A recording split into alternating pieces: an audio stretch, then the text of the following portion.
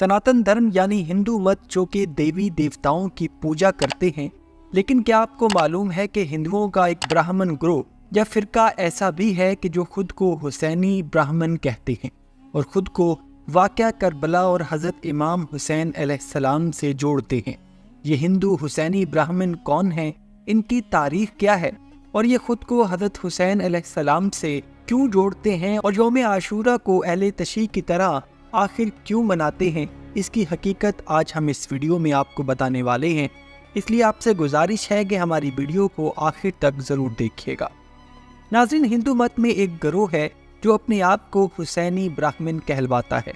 ये मजहबी एतबार से तो हिंदू ब्राह्मण ही होते हैं, लेकिन ये अपनी निस्बत हज़रत इमाम हुसैन अलैहिस्सलाम अलैहिस्सलाम के साथ जोड़कर खुद को हुसैनी ब्राह्मण कहलवाते हैं।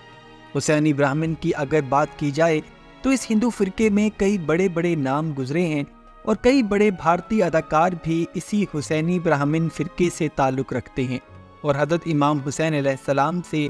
इसी निस्बत के साथ बहुत अकीदत भी रखते हैं, लेकिन हुसैनी ब्राह्मण मुसलमान नहीं होते। मारूफ तारीख दान इंतज़ार हुसैन अपने एक कॉलम ब्राह्मण इन करबला में लिखते हैं कि वो पहले हुसैनी ब्राह्मण के बिलीफ्स को एक हिंदू अफसाना ही मानते थे, लेकिन दिल्ली यूनिवर्सिटी में एक तकरीर के दौरान जब उन्होंने इस बात को रद्द किया तो हाल में मौजूद एक खातून नौनिका दत्त उठ खड़ी हुई और उन्होंने इंतज़ार हुसैन साहब को टोक दिया और कहा कि आपने ये गलत कहा है। हुसैनी ब्राह्मण कोई अफसाना नहीं बल्कि हकीकत है और मेरे पास हुसैनी ब्राह्मण के तारीखी सबूत मौजूद हैं। इंतज़ार हुसैन साहब लिखते हैं कि वो खातून मुझे अपने साथ एक हिंदुओं की बहुत ही कदीम लाइब्रेरी में ले गई, जहाँ उन्होंने बेशुमार पुरानी कुतुब मेरे सामने रख दी। उन किताबों में एक ही तरह का किस्सा दर्ज था, लेकिन रिवायात मुख्तलिफ थीं, लेकिन किस्सा तमाम किताबों में एक ही था। उन किताबों में तहरीर किस्सा कुछ यूँ है कि नबी करीम सल्लल्लाहु अलैहि वसल्लम के दौर में भी तिजारती काफ़िले हिंद से मक्का जाया करते थे और उस वक्त मक्का एक तिजारती मरकज़ हुआ करता था और एक मालदार शख्स जिसका नाम राहिब दत्त था, वो भी हिंद से मक्का तिजारती सामान लेकर जाया करता था और वो शख्स बे औलाद था लेकिन इंतहाई मालदार था। मक्का में ही उसको खबर मिली कि एक शख्स है जिसका नाम मोहम्मद मुस्तफ़ा सल्लल्लाहु अलैहि वसल्लम है और उन्होंने नबूवत का दावा भी किया है और उनका ये दावा बरहक है और लोग उनके दीवाने हैं और जो एक बार उनसे मिल लेता है वो उनका ही होकर रह जाता है। वो इंतहाई मेहरबान और मोहब्बत करने वाले हैं और जिस शख्स के हक में वो दुआ कर दें वो दुआ पूरी हो जाती है। ये तमाम बातें सुनकर राहिब दत्त के दिल में भी शिद्दत से ये शौक़ पैदा हुआ कि वो भी उस अदीम शख्स की ज़ियारत करे और उनसे औलाद के लिए दुआ करवाए। पहले राहिब दत्त आप सल्लल्लाहु अलैहि वसल्लम से मिलने मस्जिद नबवी पहुंचा, लेकिन आप सल्लल्लाहु अलैहि वसल्लम उस वक्त वहां मौजूद नहीं थे। फिर जब वो आप सल्लल्लाहु अलैहि वसल्लम से मिलने घर पहुंचा तो उसको घर के बाहर हज़रत इमाम हुसैन अलैहिस्सलाम मिले। इमाम हुसैन अलैहिस्सलाम उस वक्त बच्चे थे और घर के बाहर खेल रहे थे। तभी राहिब दत्त ने हज़रत इमाम हुसैन अलैहिस्सलाम से इल्तिजा की कि मैं हिंद से आया हूँ और मेरी कोई औलाद नहीं है, मैं मोहम्मद सल्लल्लाहु अलैहि वसल्लम से औलाद के लिए दुआ करवाना चाहता हूँ। हज़रत इमाम हुसैन अलैहिस्सलाम ने जवाब दिया कि क्यों नहीं, आप मेरे साथ आएँ, मैं आपको अपने नाना जान के पास ले चलता हूँ। राहिब दत्त हज़रत इमाम हुसैन अलैहिस्सलाम के पीछे चल पड़ा। इजाज़त मिलने के बाद राहिब दत्त को हज़रत मोहम्मद सल्लल्लाहु अलैहि वसल्लम से मुलाकात का शर्फ हासिल हुआ। आप सल्लल्लाहु अलैहि वसल्लम ने राहिब दत्त के हक़ में दुआ की और उसके कुछ अरसा के बाद उस हिंदू ब्राह्मण राहिब दत्त के यहाँ एक लड़के की वलादत हुई और उसके बाद उसको अल्लाह ने एक नहीं बल्कि 7 बेटों से भी नवाजा, बतौफैल हज़रत मोहम्मद सल्लल्लाहु अलैहि वसल्लम के सदके।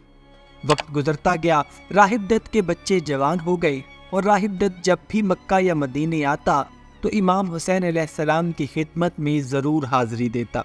एक दफ़ा राहिब दत्त अपने बेटों के हमरा सफ़र के दौरान इराक़ पहुंचा और इराक़ के इलाके निनवा में दाखिल हुआ जहां करबला मौजूद है। वहां उसको मालूम हुआ कि यहाँ हज़रत मोहम्मद सल्लल्लाहु अलैहि वसल्लम के ख़ानदान वाले ठहरे हुए हैं। जब उसने मज़ीद पूछ-गिछ की تو اس کو سارے کا سارا معاملہ سمجھ میں آ گیا کہ یزیدی فوج نے اہل بیت کا محاصرہ کر رکھا ہے۔ راہب دت خود تو بوڑھا ہو چکا تھا، لیکن وہ اسی وقت حضرت امام حسین علیہ السلام کی خدمت میں اپنے 7 بیٹوں کے ہمراہ حاضر ہوا اور کربلا کی جنگ میں اپنے بیٹوں سمیت حضرت امام حسین علیہ السلام پر قربان ہو گیا۔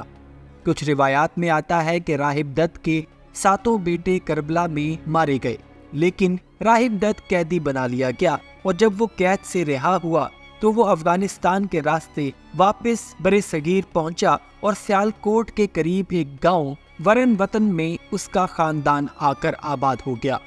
اور پھر یہ دت خاندان کہلوایا۔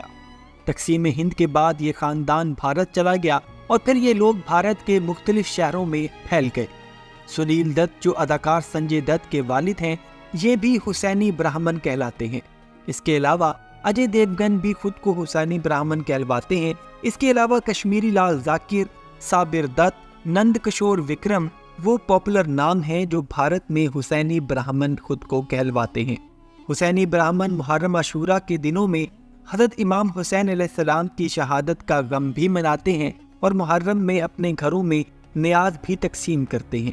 اور محرم میں یہ لوگ مجالس کا بھی انعقاد کرتے ہیں، اور غم حسین میں اشک بار بھی ہوتے ہیں، اور جلوس نکال کر ان پر ہوئے ظلم کو یاد کر کے حضرت امام حسین علیہ السلام اور اہل بیت کو خراج عقیدت بھی پیش کرتے ہیں۔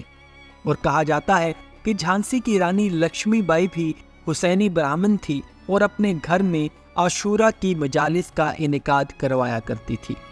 ناظرین، دوسری طرف ایک اور روایت بھی ملتی ہے جس کے مطابق ایک پرشین بادشاہ کی 2 بیٹیاں تھیں، ایک کا نام مہر بانو اور دوسری کا نام شہر بانو تھا۔